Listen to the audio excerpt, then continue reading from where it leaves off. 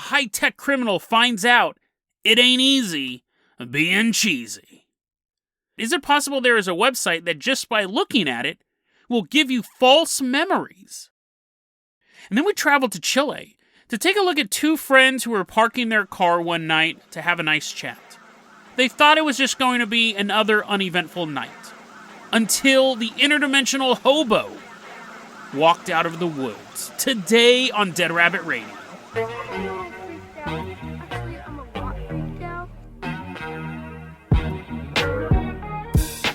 Hey everyone, welcome back to another episode of Dead Rabbit Radio. I'm your host, Jason Carpenter. I'm having a great day. I hope you guys are having a great day too. I hope you guys are having lots of fun. Let's go ahead and give a shout out to our newest Patreon supporter, writing in the Dead Rabbit command on the back of a bigger Patreon supporter. So it's like Master Blaster. He's this tiny guy on the back of this dude. It's the entire X-Board. Everyone give a round of applause. Give a round of applause to this little baby Patreon supporter. The entire X-Board. You're going to be our captain, our pilot this episode. If you guys can't support the Patreon, or if you're not the diminutive part of a pair, that's fine too. It just helps spread the word about the show. Really, really helps out a lot. X-Board, I'm going to go ahead and toss you the oars to the Dead Rabbit rowboat. We're leaving behind Dead Rabbit Command. We are headed out to somewhere in Europe. Splash. Splash. You're like, it's a Europe. You're like, dude, this is an entire continent. Well, just keep rowing while I tell this story. I'm just going to relax. Have a little pillow behind my head as I'm telling you this story. Back on episode 484. I'll put it in the show notes. We cover a story where European law enforcement, like Interpol and stuff, I didn't go back and listen to the episode myself, but I just remember it. I don't remember exactly the law enforcement agencies. They broke this encrypted phone system. Terrorists were using it and criminals were using it, and maybe someone who just wanted to not, he didn't want his wife to know who he was talking to. There were a lot of criminals using EncroChat. It was an encrypted phone service. It was super high tech. You would send messages and it had all these servers and stuff that everything would bounce around. And it was basically billed as, do what you want, no one will find out. Well, what happened was Interpol or other European agencies did eventually break the system, and they've been arresting people ever since. And we covered that on episode 484, and there's an update to this story. So law enforcement over there has all of these chats now, all of these photographs, all these phone calls, but it doesn't always tell them who is on the other side. A lot of people are using aliases. They're not sending out their addresses and stuff. They're not like, deliver the cocaine to 159 West Dyer Lane. So some of them, they're just looking at photographs. They're looking at accounts, and they can see all this stuff. There was a user named Toffee Force, who his crime was not stealing toffee. He was not a theme supervillain. He was actually allegedly a huge cocaine dealer and heroin and MDMA, all this stuff. And the cops are looking at all of these business transactions he's making, all of these wheeling and dealing he's doing. But they don't know who Toffee Force is. They just have access to his account, and they're going through all of his photographs. There's a photo that he sent to someone else on EncroChat, a friend of his or something like that, where he's holding a block of Stilton cheese. He's like at a Safeway or something. He's at a supermarket. He was bragging to someone, look what I have. Look what I have. I have this block of cheese. And the guy responds, I have millions of dollars of heroin. I'm not worried about your cheese. Would you like to buy some heroin? Sure. I'll do the drug deal, but I also want to flex on you that I have cheese. Police took that photograph, and it was so high res, they were able to get his fingerprints and his palm print from his. He was holding this block of cheese. The photo will be in the article in the show notes. They show the photo. They're able to get partial palm print and his fingerprints, and they identified who it was. It's Carl Stewart, 30-year-old drug dealer out of Liverpool. Actually, I don't have to say allegedly. He was sentenced to 13 years in prison from a block of cheese. Now, he didn't technically get the prison sentence because of the block of cheese. But had he not had that photo, would they have ever been able to identify him? He obviously was already in the system, so he had priors. They have his fingerprints to match him up against. This is why I love true crime. I love the investigative side of it. And this guy, this drug dealer, is moving stuff all over the continent, and he went uncaught because he was using this EncroChat, and then they broke into that, and he went uncaught because he was savvy enough to not give up any of his details. But you would not ever assume they would be able to do that. I did not think that was possible. So the moral of the story is, have a low-res camera. If you're going to be a drug dealer and you're going to take pictures of any part of your body, make sure it's a really low-res flip phone camera. First off, let me suggest, don't take photos at all. Don't exist in any photographic evidence at all. And let me go back, don't be a drug dealer in the first place. But if you are going to do those first two things, have a really crummy camera. You're mailing people Polaroids of you holding cheese. They're like, what is this? How'd you get my address? I'm supposed to be secure. This is the level of sophistication that law enforcement has now. And it's nuts. It's absolutely nuts. I could see something like this, like the CIA doing it, or some like people trying to catch a terrorist and there's like Osama bin Laden walking through a forest. He's all blurry. They're like, what? He's still alive? I could see satellites, but I didn't think you could just take a cell phone picture and go, oh, that's his fingerprints. X, let's go ahead and hop in the Dead Rabbit dirigible. We're leaving behind Liverpool. That I should have looked at my notes. That's exactly where the story took place. We're leaving behind Liverpool in the United Kingdom. Take this Dead Rabbit dirigible out to a local Blockbuster video. So there's only one. I don't know why I said local. Let's go to Bend, Oregon to visit their Blockbuster video store.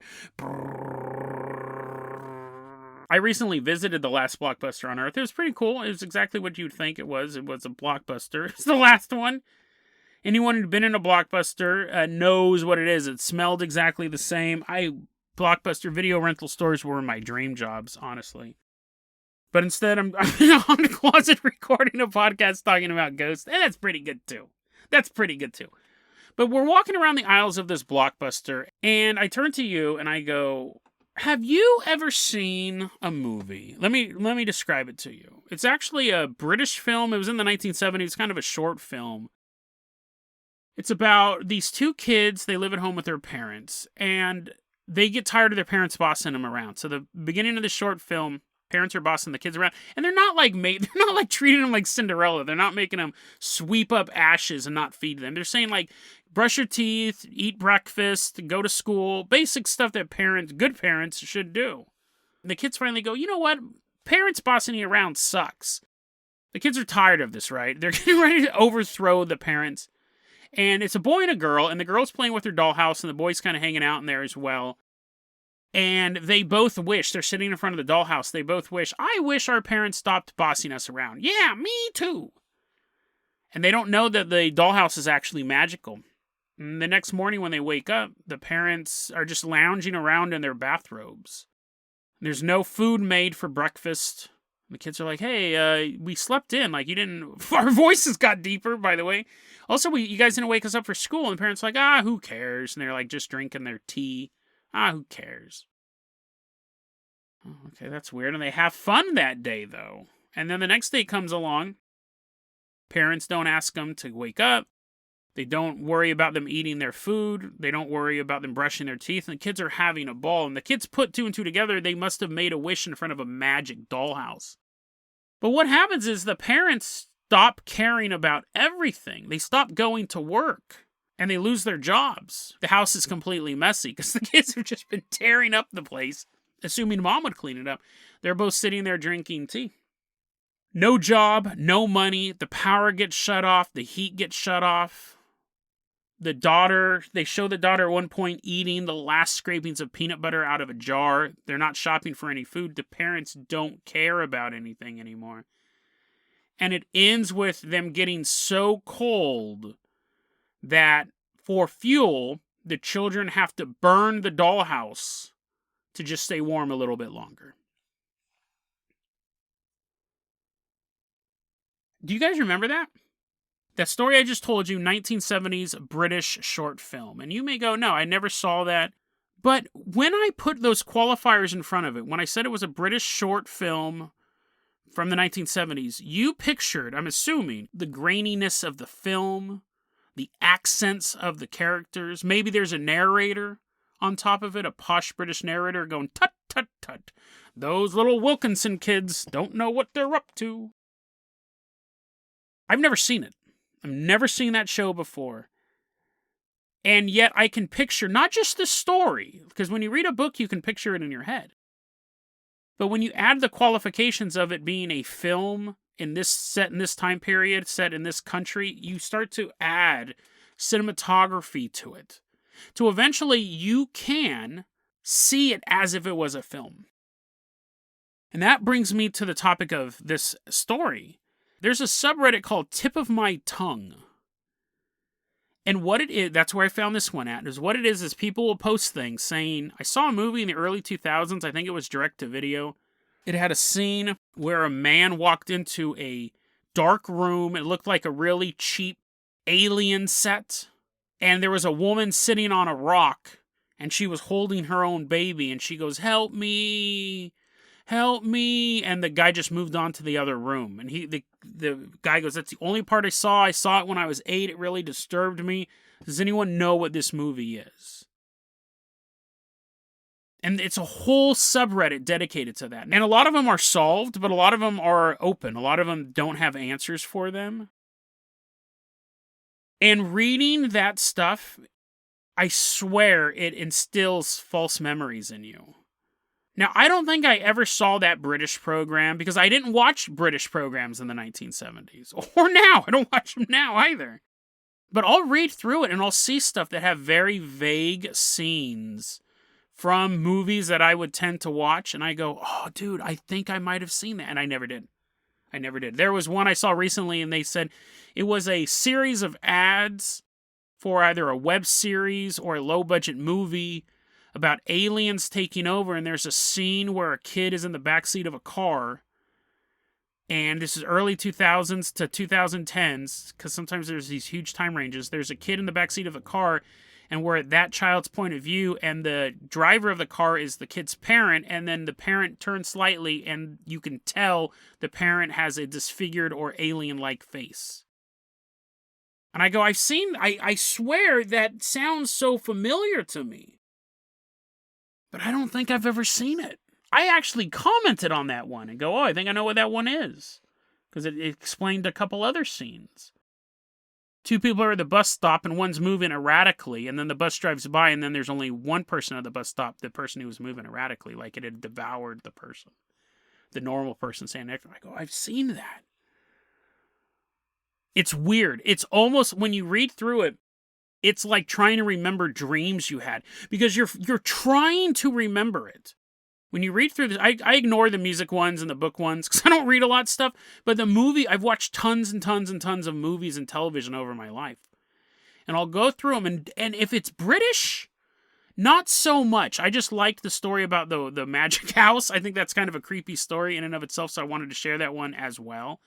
But even though I don't think I ever saw that one, I can imagine the camera pulling back as the 2 kids are in front of the fireplace and they're watching the fireplace burn. And I can imagine how it's perfectly shot.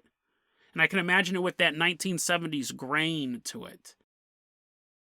But when I'm reading stuff about sci-fi movies that would have been around the time period I was watching movies, 1980s to now, oh, I saw this low-budget movie. It's like waking up from a dream because you're already trying to remember what it is. And as you're reading this person's description, you start to picture it in your head because you're trying to place the description. And once the description is in your head, you start to remember it, even though you've never seen it. It's fascinating. It is super easy to implant false memories in people. And you would say, oh, not me. Not me. But it can happen to everybody. And that's why witnesses in trials, they can be iffy. They can be really iffy because you can put false memories into people. Either prosecutors are doing it, law enforcement officers are doing it, and then they're like, no, are you sure this is the guy who did it? Remember that?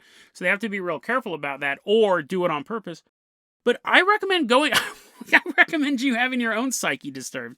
Go to this subreddit and find something that you would be interested in. If you're not interested in movies, check out the music ones because they'll be like, there's this song and they'll give a couple lyrics. And within minutes, you will hear that song. You'll be like, dude, I do remember that song. I do. And your brain is trying to process it because you're thinking so hard about it anyways. Your brain will hear those lyrics. It'll put a tune to it. It's really, really bizarre. If you want to experience false memories for yourself, check out this subreddit. It's called Tip of My Tongue. I'll put it in the show notes. And there may be ones that you do remember. And you can actually help people out from their own mental distress. No one, to this day, that story I just told you was posted a while ago. Nobody knows what program that is, but other people have said, I saw that too, I just don't remember the name of it. There's a website called Kinder Trauma. It's all creepy stuff from when we were kids, and that is listed on there. Nobody knows, but multiple people now have said, I remember watching the show, I don't know what it is, it's about this magic dollhouse. So, interesting. You can help people solve some mysteries, or you can pollute your own brain with unnecessary information. Either or, it's a fun afternoon. Export, let's go ahead and toss you the keys of the Carpenter copter. We're leaving behind this blockbuster. We rented a bunch of movies. We ain't returning them. Let's head on out to Chile. I'm not going to do a Dead Rabbit Recommends on it, because I think it's pretty well known, but are you guys watching Invincible? Jeez, dude. That might be one of the best superhero stories. It's so good. If you guys aren't watching it, my buddy Jason Campbell turned me on to it. It totally flew under my radar. He listens to the show. What's up, Jason? Invincible is one of the best. If you guys aren't into superheroes, I'm sorry for wasting 30 seconds of your time, but if you are, it ranks up there with Watchmen. It ranks up there with The Dark Knight Returns. Honestly, it's on Amazon Prime, and what's weird is I love the show so much, I went out and bought the comic book. I bought the first 44 issues as a compendium. The show is better than the comic book. The show spends more time building up characters than the comic book does. It's really weird. I've never seen that before. The storylines in the comic book take a bit longer to build up. You have more backstory, but the show is brilliant. If you guys aren't watching Invincible, I'm going to do it. Dead Rabbit Recommends the first season of Invincible. It's brilliant. It's some of the best comic book writing, superhero writing that I've ever seen. Yeah. If you guys aren't watching Invincible, give it a shot. The first episode, just watch the whole thing, beginning to end. Because several times in the first episode, I was like, nah, this is okay. And then by the time the episode ended, I watched the next 6 episodes that day. You just can't stop. But that is my Dead Rabbit Recommends. X-Board, fly this Carpenter copter down to Chile. Specifically, we're going to Puerto Varas in Chile. The year's 2019. It's 10 p.m. at night. Carpenter copter is landing on the countryside. I love this story. Not for the story itself, but I really wish more people would do this. I found this on Reddit. It was in the High Strangeness subreddit. It was posted by eLendMe. They give us the coordinates of the location. This is not somewhere in Utah. This is not part of the Russian Federation. eLendMe actually gives us the GPS coordinates for this story. I was able to go to Google Earth and look at this location. Thank you. I really, really appreciate that, because so many of these stories, they're just vague locations, especially when it's not professionally vetted, especially when it's just posted on Reddit. So I appreciate that. So you can go to Google Earth. The location's going to be in the show notes. You can click on that. You can see this place. Where we're at is outside of Puerto Varas is a bit of a countryside. So you have the city proper, and then there's like a road or two, and then there's just hills. They describe it as the hills from the Microsoft XP wallpaper. It's just a very idyllic location. It's a place where eLendMe and their friend go often. They just go, they park, they hang out, they talk. The solitude of the countryside. This time, they're parking there, and they see a homeless man walk into the woods. They didn't say that they could hear him. They weren't that close, but I'm assuming those are the noises he was making, right? Theater of the mind. He's the mummy. He just came back from the tomb. They see a homeless man walk into the woods. Now, eLendMe says that the car is pointing right in his direction, and the headlights are on. And so when the headlights hit the homeless man, and he's walking into the woods, he sees this figure begin to transform. eLendMe says that the homeless man becomes glowing white. Now, at first, he's thinking it's the effect of getting hit with 2 headlights. You're just lighting up the area. But then we get this image that the homeless man turns into a, quote, incomprehensible shape, unquote. What does that even mean? Like, humans are so trained to be able to describe things. So when something is described as incomprehensible, like, even if you said he turned into a polygon version of himself, he turned into a glowing orb, he turned into any vast number of things I can describe, when something becomes incomprehensible, that is truly alien. This is truly something that should not exist in reality. They watch this homeless man glow white and then turn into an incomprehensible shape. Now, Elenmi thinks it's just a trick of the light, doesn't say anything to his friend. They just continue to talk, right? I probably would have brought it up, but whatever. That's why people don't park with cars with me in the middle of nowhere anymore. I'm like, did you see that? Did you see that? They're like, yes, Jason, that's a crow. But did you see how big it was? Yes, that's how big crows normally are, but it might have been spooky. 5 minutes later, they're still sitting there, they're still talking. This figure, which even calling it a figure makes it comprehensible, this thing in the woods has now taken on a human figure again. It's completely white, and it's two-dimensional.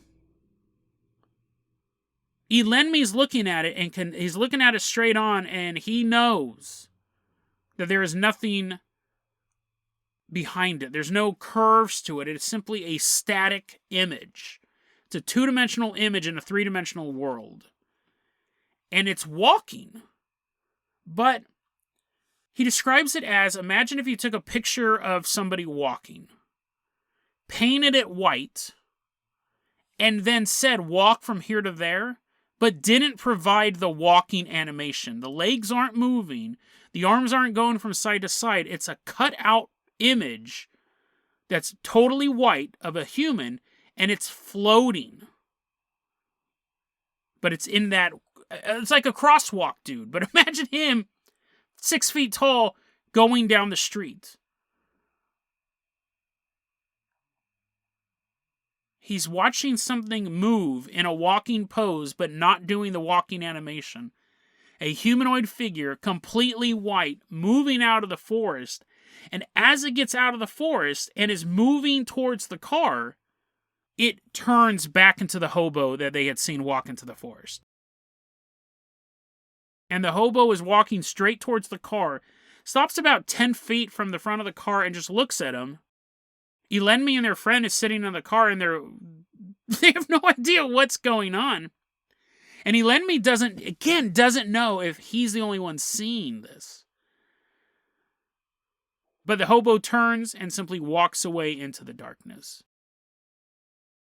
Elenmi, the first time they thought it was a trick of the light, but this time turns to their friend and says, "Did you see that? Did you see what just happened?" And the friend verifies, "Yes, you mean the two-dimensional dude who was floating around, transformed into a homeless person? Yes."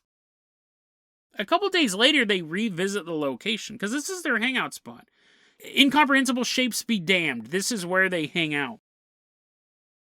So they're at this location again, and they're sitting in the car, and they hear, "Hola!"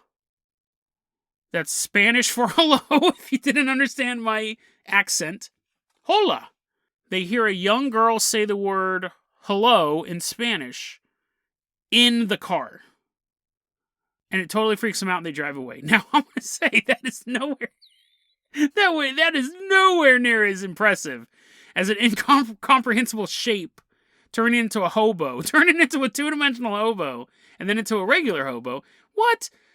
That's not that. I included that story. I included that story for completion.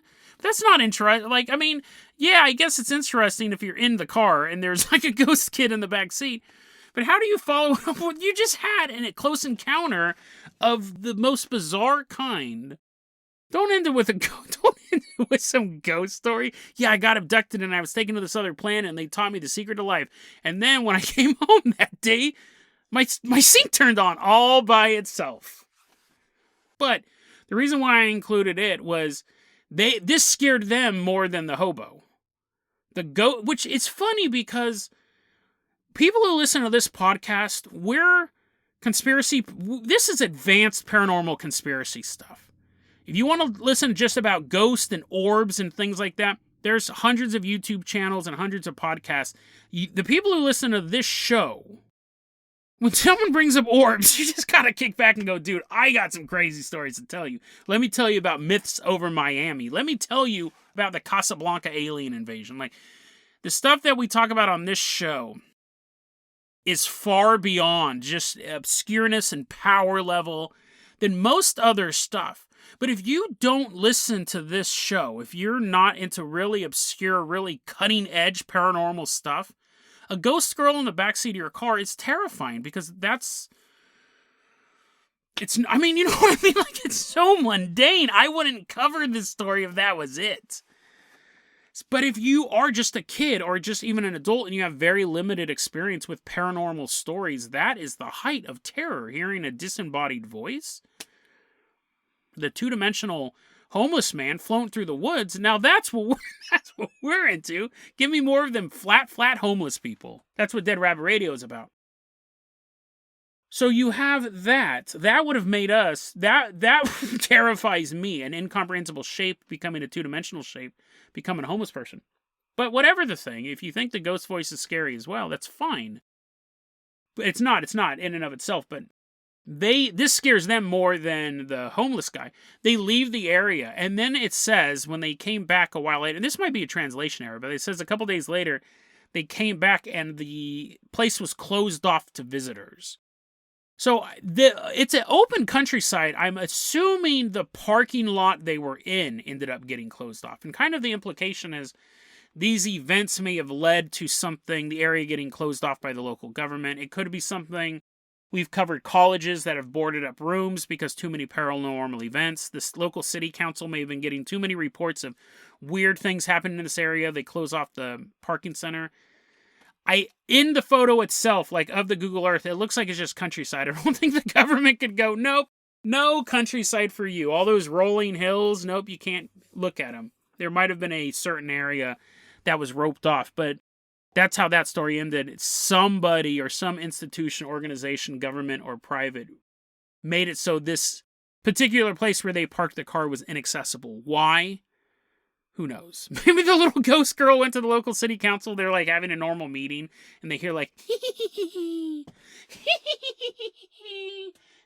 and the city council's like, damn it, is that ghost girl back at our city council meetings? And she's like, yes. And she gives a little monologue in each one of their heads about how she needs her privacy. That probably didn't happen. But we can assume the story kind of suggests that the place was closed off for human safety or to cover up a story. The story's fascinating for me, mostly because of the incomprehensible shape, two-dimensional figure, the way we've covered stories like that before. I can't remember off the top of my head, but things that are alien tend to move odd in our environment, especially if it's some sort of interdimensional entity. You know, why would a demon have knees and walk and be like, welcome to my lair? I mean, demons may have knees. I don't know. I'm not saying that they don't. But to walk, we need musculature. To do all the things that we do that we take for granted, to pick stuff up, we need little nerve endings in our fingers so we can hold cheese in front of the police. We need all these things. What is a demonic or an interdimensional entity? They may be able to mimic the look of what we would think they would look like. They could have 2 arms, 2 legs. But would they need to use them? To move, you need to ingest calories so you have energy to do all these things. These are all human concepts. So you can have something that's pretending to be a human but doesn't mimic it perfectly. And so it's just kind of floating there, moving in a frozen walk pose, which that sounds Lynchian more than anything. I can just imagine the crazy hobo coming from the woods. Can't say that he's crazy, but he did become an incomprehensible shape. He makes people crazy. This idea of just imagine someone standing there in a walking pose and watching them kind of gracefully float over not even float, like it's on the ground, it's moving, but it's really even hard to describe what it is. But you can picture it in your head, and it's unsettling at best, and Cthulhu-like level horror at worst. So why these two kids were scared when a little girl's like, hello? Beyond me. But I love this idea of interdimensional entities not being able, even though they try, not being able to act correctly in our environment. And then you just have the idea, too, that an interdimensional being could have this vast intelligence. It could obviously know how to travel between dimensions. But would it be sane by our standards? It can't even move correctly through our world until it assumes the shape of a tramp. So what could be going on in its mind? How does it process information? It may look like it has eyeballs, but how is it seen? And something from another dimension, something from outside of our reality that could drive us insane, would it also seem insane when it tried acting amongst us? Would it perfectly be able to blend in and become the Queen of England and take over continents and eventually the world? Or would it be a lunatic homeless person on a street corner yelling at a traffic light? Would it be someone who can't blend in with society, physically can assume the form, but it can't communicate with us? It may be able to use the same words, but the thought process is so jumbled, so alien, we can't make sense of it. An ambassador from another world, an inventor from another plane of reality, has pierced the veil and come here. And they're homeless. They're an insane dude on the streets of LA. People just walk by them day in, day out, paying them no mind. What would they say when they went back home? What was on the other side, glibber globble? What was on the other side? Well, it was weird. Walking's a bit difficult. We just kind of float, but over there they expect these things to move they call legs. And they wanted us to walk along those, what are those words? Streets. But they treat us like trash. They treat us alien dimensional creatures. They call themselves aliens, just to make this clear. They treat us like trash. I'm the smartest dude in this reality, and the other aliens are looking, well, maybe the second smartest. You were the guinea pig through the machine. But he goes, I go over there, and they treat us like trash. Like, I showed up, and I went to go talk to their local authorities, and the next thing I know, I'm sitting in this thing they call jail. They think I'm crazy. And then I kill everyone with my 8 tentacles, and they think that's weird. And then they kick me out of jail, and you think they would take care of me, you know? No! They kicked me out. I did kill those 8 guys with my tentacles. But they kicked me out of jail, and they said I was crazy, and they threw me on the street. They treat people so badly on Earth, I don't think I ever want to go back. They immediately assumed I was a crazy man, threw me in jail, and then after I sobered up, they threw me in the street. I was a crazy homeless person. I wasn't crazy. I was normal for us. But they treated me like I was crazy. And these interdimensional creatures would be getting these reports from all over the world. I mean, sure, there's a chance that one of them happened to go to some, like, really caring city. And they're like, yeah, let's take you in. You're cool. And that dude comes back. He's like, oh, no, it's totally awesome. Sure, everyone thought I was crazy, but, like, I was in this warming shelter, and I kind of hung out all day long, and I met some other homeless people. It wasn't that bad. And every other person will be like, it's the worst. What are you talking about? Earth is the worst place to go. They treat us like trash. So be careful the next time you see some homeless dude, and you, like, spit on him. You're like, Jason, I've never done that. I've never done that. Just the next time you see a homeless person, a hobo, a tramp, just some dude who's down on his luck, don't be so mean to him. Don't be so mean to him, because for all we know, someday there's going to be portals opening up in every major city in the world. And there's just an army walking through. They all have bindles. They all have sticks with little handkerchiefs tied behind them. And that's their main weapon. They're just hitting cops over the head with these bindles. Ah! The cops immediately disintegrate. And these hobos are floating through cities, two-dimensional. And they're like, how do we fight these guys? We don't even know how to shoot them. And bullets are passing through them because they're two-dimensional. And then, like, there's a hobo flag. It's just a big bandana. It's just a big dirty bandana. And it's hanging from all of the flag posts in the world. And society is destroyed by interdimensional hobos. And as you are now an interdimensional hobo's pet, as they have now completely invaded our reality, all the skyscrapers have been leveled. Everyone lives on the ground now, just like the hobo warlords. And you're like in a cardboard box, and there's a hobo lording over you from another dimension, and he's standing there, and he goes, "Got any change?" And you go, you ask me that question every single day, master. You know I don't have any change. And then he goes, "I know, I know." And then he pets you. And this interdimension for the rest of your life, which is very long because hobo medicine is the best medicine of all. They have figured out the fountain of youth. He's going to pet you. This interdimensional hobo is going to constantly pet you on the back of the neck and go, "Oh, that'll do. That'll do." And you think, if only I was nicer to the homeless people. If only I was nicer to that one homeless person who turned out to be an alien general, none of this would have happened.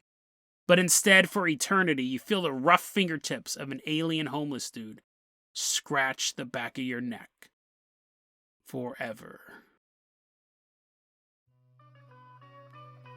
DeadRabbitRadio@gmail.com. That's the ending.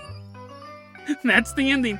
DeadRabbitRadio@gmail.com is going to be your email address. You can also hit us up at Facebook.com/DeadRabbitRadio. Twitter is @DeadRabbitRadio. Dead Rabbit Radio is the daily paranormal, conspiracy, and true crime podcast. You don't have to listen to it every day. I'm glad you listened to it today. Have a great one.